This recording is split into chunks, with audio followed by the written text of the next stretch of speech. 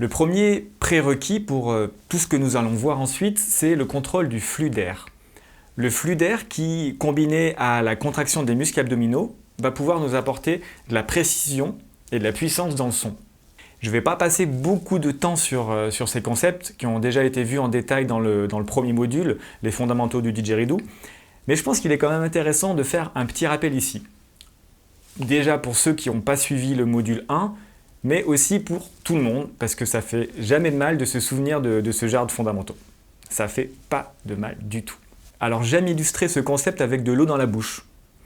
Et pour obtenir un son précis, il faut d'abord contracter les muscles des lèvres, comme ça, ce qui va concentrer le flux d'eau pour lui donner plus de pression. Et ça marche à condition bien sûr d'apporter aussi de la pression avec les muscles du ventre, principalement des abdominaux.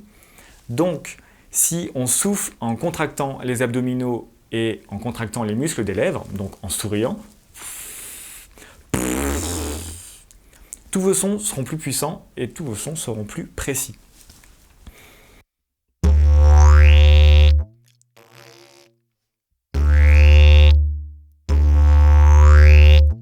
Et je pense que c'est un concept que vous devez garder à l'esprit pour tout ce que vous faites. Plus vous exercez de la pression, plus le son sera fin. Donc on peut avoir deux exercices pour travailler ça. Le premier consiste à trouver la limite haute, à trouver le moment où en fait on va perdre la vibration parce qu'on a mis trop de pression. Donc ça peut ressembler à ça.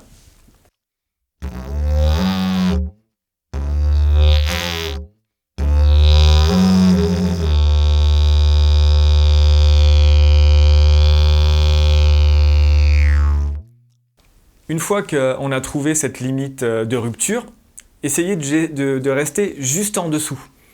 Et en restant juste en dessous de cette limite de rupture, on aura vraiment le son le plus précis et le plus puissant possible à ce moment-là par rapport à notre musculation actuelle. Et avec ça, même le plus petit mouvement de langue ou le plus petit mouvement de joue va être retranscrit dans la vibration avec clarté.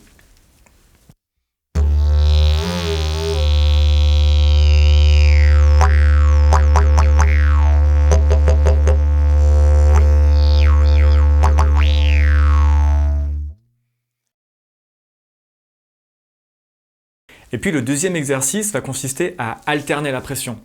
Parce que c'est une bonne chose de pouvoir jouer avec un maximum de pression. Mais on ne parle pas aux gens toujours à son maximum! Vous voyez, c'est intéressant d'apporter des nuances quand on joue. Et les premières nuances, elles vont déjà être apportées avec la pression qu'on va mettre dans l'instrument. Beaucoup de pression, peu de pression.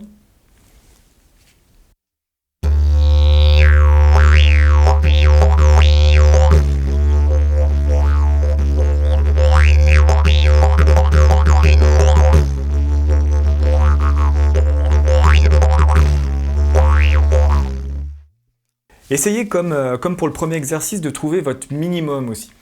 Le point le plus bas, le point de rupture avant de perdre la vibration parce qu'on n'a pas assez de pression.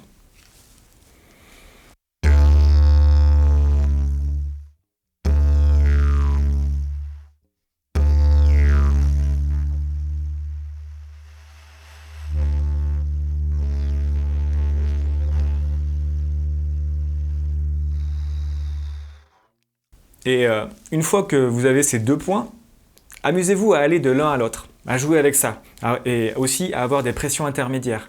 De cette façon, l'histoire que vous allez raconter aura plus de relief et sera encore plus intéressant de vous écouter.